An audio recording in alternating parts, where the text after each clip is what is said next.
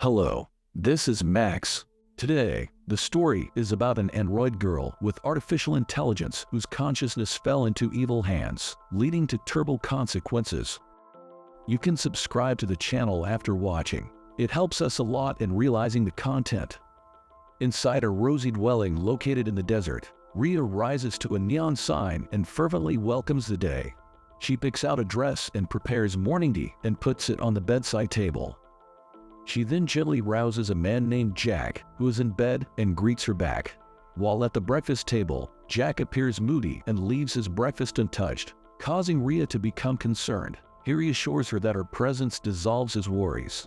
Later on, Jack assists R.I.A in performing household tasks, casting glances in their bedroom. An accidental touch while tidying up the bed leads R.I.A to withdraw and remind Jack that intimacy is reserved for 9 o'clock in the evening.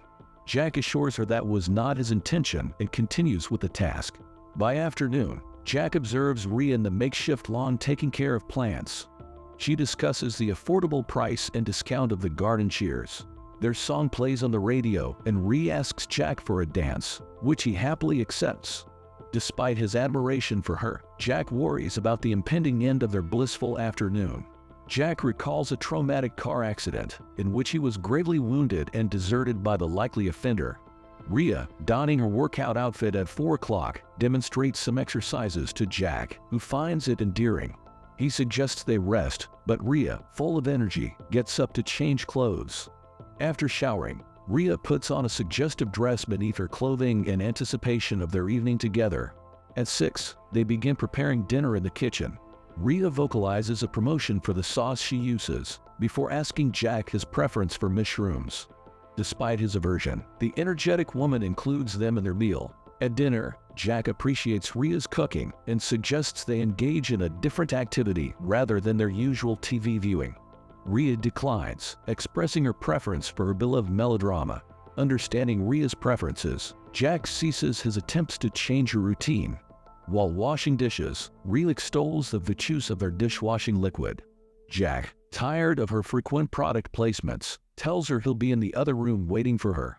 Later, R.I.A watches her favorite soap opera, while Jack unboxes a gift to conclude the day.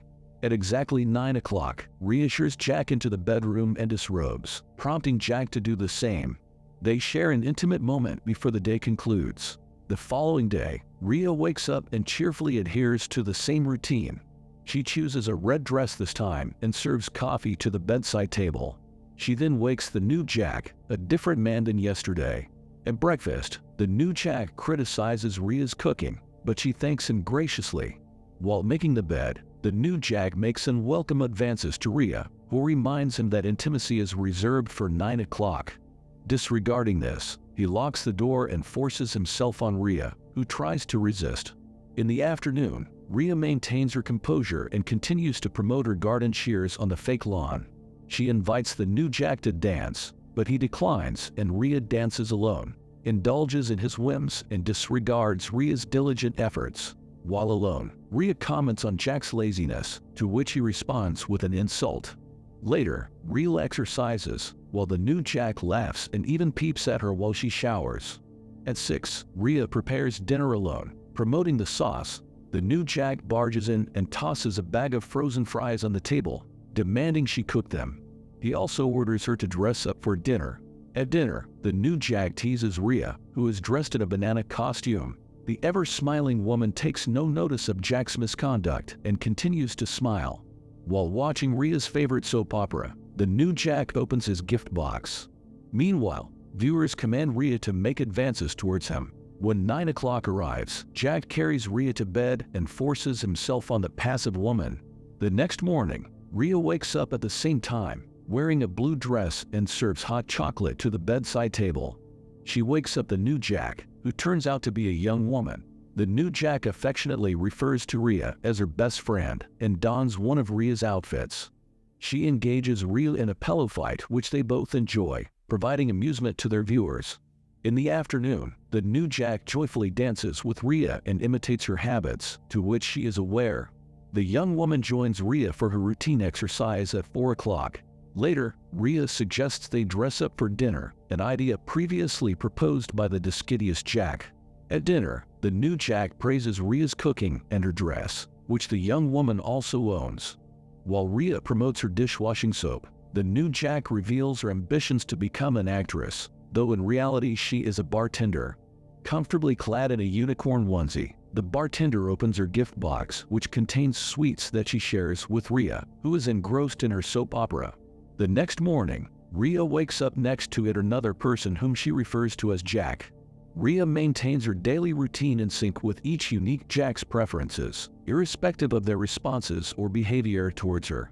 R.I.A. remains blissfully unaware of the cameras documenting her life. At the end of the day, a cleaning crew enters the house and resets everything. They place a device on R.I.A.'s head to reboot her programming, while quietly rousing the sleeping Jack next to her. They inform the card Jack to go outside and board a van where he will be replaced by the next Jack. In another part of R.I.A.'s world, Erica Turner, a talk show interviewer, introduces her guests, Mitchell and Robert, the producer and director of the TV program A Day with R.I.A., starring the perfect housewife R.I.A. The guests discuss the show's success and defend its unpredictable nature, which makes it entertaining despite criticisms. They reveal that they use advanced technology and numerous cameras to allow the audience to control R.I.A.'s behavior and choices. The audience reacts differently to each unique guest, while R.I.A. remains accommodating to every situation, even humiliation. The upcoming season will have a new theme where R.I.A. will spend Christmas Day with her partner. Erica asks about the controversies surrounding the show's inhumane aspects, but Robert and Mitchell avoid answering and end the interview abruptly. In a TV commercial, the show encourages viewers to participate through an app called R.I.A., giving them the power to influence R.I.A.'s decisions throughout the day. Mitchell is initially upset about the controversy being brought up, but he later sees it as an opportunity to increase ratings. Meanwhile, a van brings the next Jack to the Pink House, and Jess, the vice president's secretary, shows him an email flagged as a personal message from the vice president's son. Back in the studio, the staff members make fun of the current Jack's antics with R.I.A., and Robert scolds them for not creating enough drama to boost ratings. Mitchell reveals that the next contestant will be interesting as he is the vice president's son, prompting excitement among the team. Jack, the vice president's son, hides a device on his leg and takes it with him into the house, unbeknownst to the production team. The vice president and his chief of staff are aware of Jack's participation and plan to observe the show without intervening. The next day, the show begins, and viewers start choosing R.I.A.'s outfits. When R.I.A. wakes up Jack, he uses his device to interfere with the broadcasting system, causing the production to lose signal and appear off-air to confuse viewers at home. The incident creates chaos among the production staff as they scramble to get back on air. To fill the time, they replay R.I.A.'s old commercials, which catch the attention of the vice president's office. John suspects that the production company deliberately cut the live broadcast upon discovering Jack's true identity. Inside the Pink House, Jack advises R.I.A. to stop playing her routine as nobody is watching.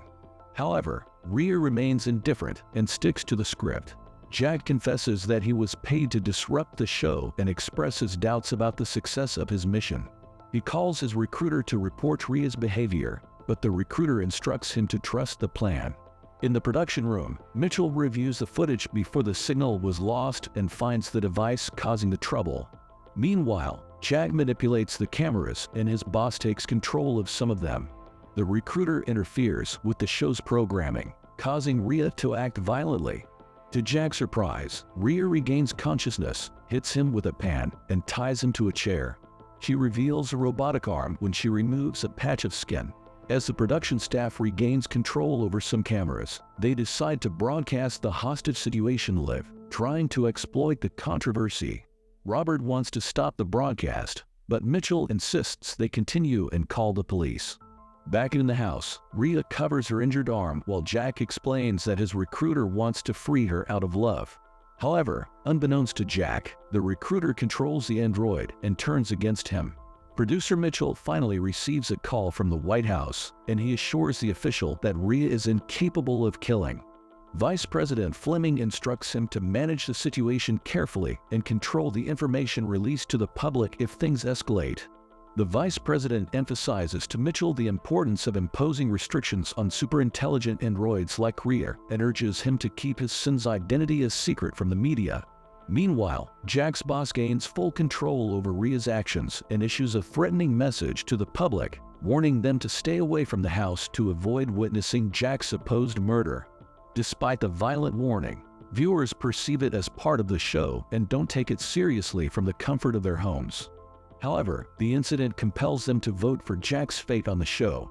During a call with Vice President Fleming, Mitchell questions why his son is being held hostage on the show. Fleming insists that the mastermind's motive is solely driven by money.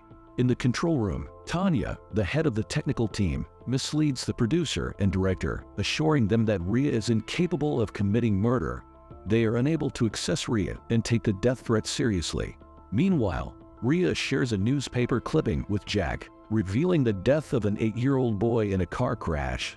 The vice president's son is suspected to be the criminal who fled the scene, and his father paid millions to cover up the incident and protect his reputation.